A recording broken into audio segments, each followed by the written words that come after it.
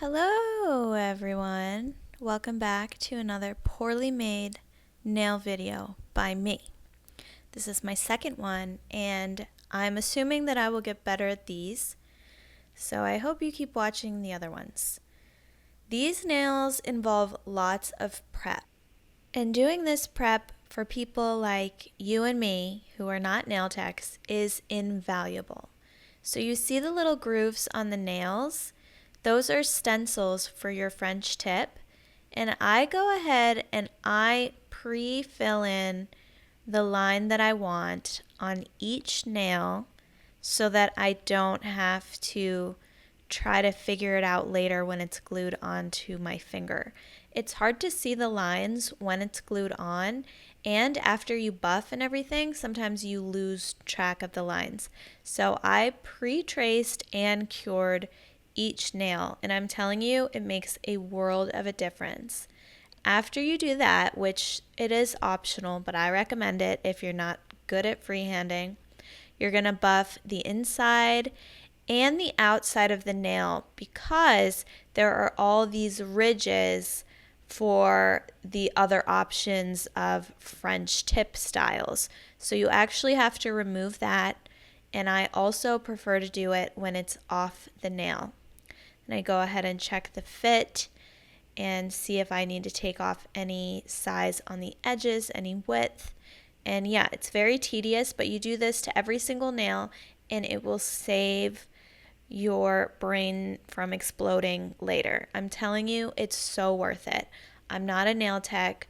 You have to draw on both hands with your non-dominant, so I really recommend doing it this way.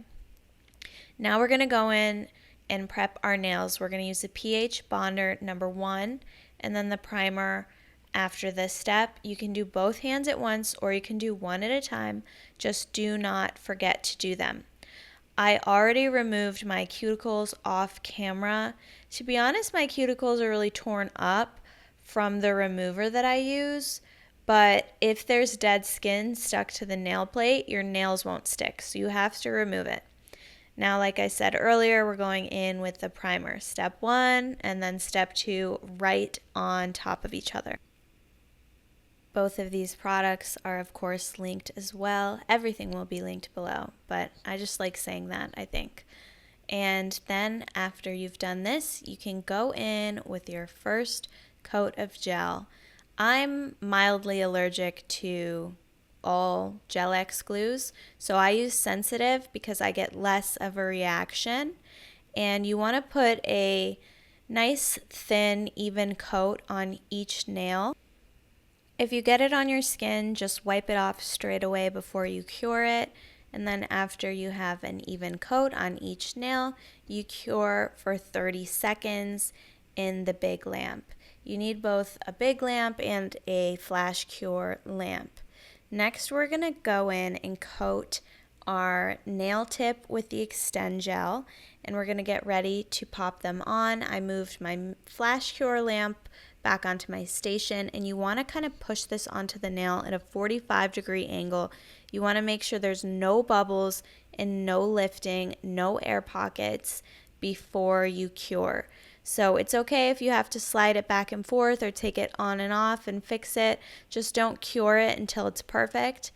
And then you're going to repeat this step on all the rest of your nails. This process is tedious. It takes a couple of hours, but for me, it takes a couple of hours in salon as well. So I do prefer to do it at home where I can watch movies or talk on the phone, be on FaceTime, or, try to get some work done. So, yeah.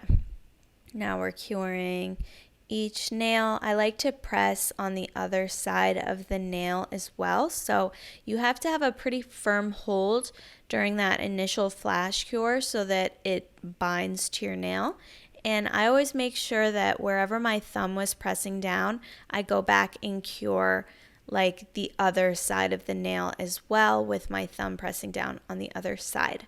Now we have both hands ready. We already filed, so we don't have to do much filing, but if there's any excess gel, go ahead and remove that with your file.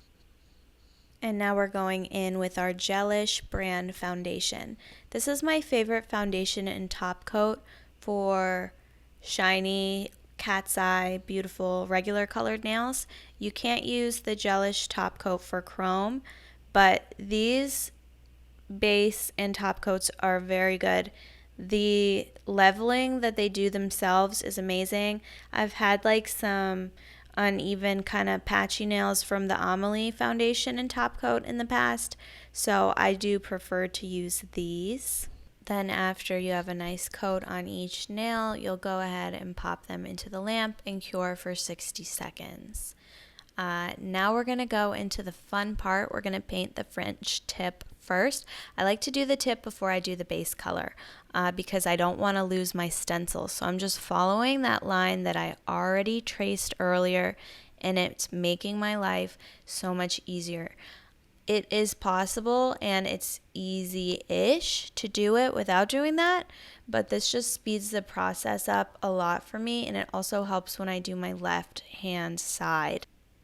That being said too, the groove that's in this nail for like the tracing aspect makes life so much easier too, because it stops the gel spread. However, gel still does spread a little bit, like fine detail work with gel, it moves around a bit. So I cured straight away, and then I just worked on the next nail while my thumb was curing. So we go ahead and cure that and then start on the next. And again, look how easy that stencil is for me to just like find exactly where I'm supposed to put the French tip. I don't inherently know how a French tip is supposed to look, so I have to have this cheat sheet. It just makes life easier. And then we cure that, and like I said before, while it's curing, I start working on the next nail. I know it's hard to see, so I'm not going to make you watch every single nail because it's just repeating the process. But yeah, this is how I go along and keep it from spreading. So here is how it looks. It's super cute. And now we're going to go in with our base coat, which is Opi Bubble Bath. This is one of my favorite nudes, neutral colors. And again, I like Opi gel because it levels itself. It might look patchy for a second, but it smooths itself out if you let it sit for a second. So this time I didn't put it right into the lamp. I just went ahead and did each nail and then cured them all at once. If you like, you could do your base coat first, just all across the nail. But when I have done that in the past, I've lost that little ledge where they etch out the tracing thing for the French tip. So I prefer to do the French tip first and then just bring my base coat right up to the French nail tip. And they don't really blend together because there's that little bit of like an edge there, if that makes sense. I hope that makes sense. You know, I'm not a nail tech. I don't know the language. And I also, like, it's 10:30 right now. Like, I'm a little stupid. But yeah, I feel like the hard part's over after you do the French tip, and then you just coast from here. So after you get all your base coat painted on, you cure it for another 60 seconds, and then you get ready to apply your top coat. And yeah, this is my Gelish top coat. Again, like I said, it's my favorite one. You can't use it for chrome, but for regular it works great. And this does leave a tacky residue after you cure it. So after you cure it, after you apply and then cure it for 60 seconds, you do just have to give it a wipe with some acetone to take away that stickiness. And I do like to have my nails completely cured before I do cat's eye, because when you add cat's eye, sometimes you don't get it right the first time and you have to wipe it off. And if you wipe an unfinished nail, then you're kind of going to mess with like the color coats that you did, or you'll get cotton stuck to it and it won't come off. So yeah, if you want, you could just leave these as is. They could be done, but I really wanted to add cat's eye today. I'll do the other hand off camera first, and I'll show you how I do that. Literally, I lost daylight filming this. It takes a good 2 hours, but here's what it looks like without the cat's eye. And now here we are applying it. It looks like a sparkly silver But you'll see, we're going to take the magnet out and you'll see what happens. It's seriously such a good trick, especially if your French tip is a little bit messy. I love cat's eye over French tips. It just makes me feel alive. These nails spark joy, period. So yeah, just do like a thin-ish, not too thin, but thin-ish solid coat across every nail.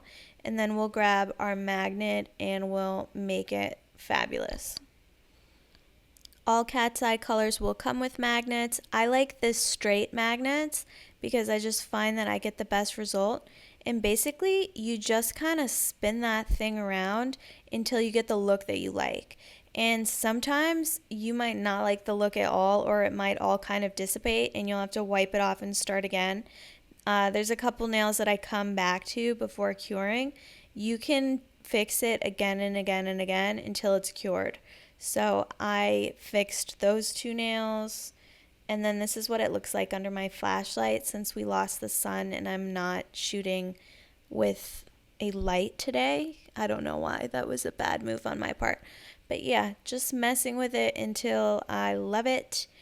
And yeah, if you can't fall in love with it, then you can just wipe it off and not even do it because we already cured our nails. So once I was happy, I went ahead and cured it again for another 60 seconds. And then the last step after this is to just do one final layer of top coat to seal in that cat's eye. And then of course you'll give it a wipe after you cure it because the Gelish top coat leaves that sticky residue. You have to wipe it off. But I can't wait to show you guys. These nails are so fab. I did black ones a couple weeks ago, and then I wanted to do pink this month for Valentine's Day. Pink sparks joy and cures depression. So yeah, here I am just wiping that off, and then here's the nails under the flashlight. So you can see what happened there. It's like a little glitter bomb, but concentrated. You can still see the French tips, and I feel like Elwood's, but better. And yeah, this is how I did my nails. Thank you guys for watching. I love you dearly, and I'll see you for the next one.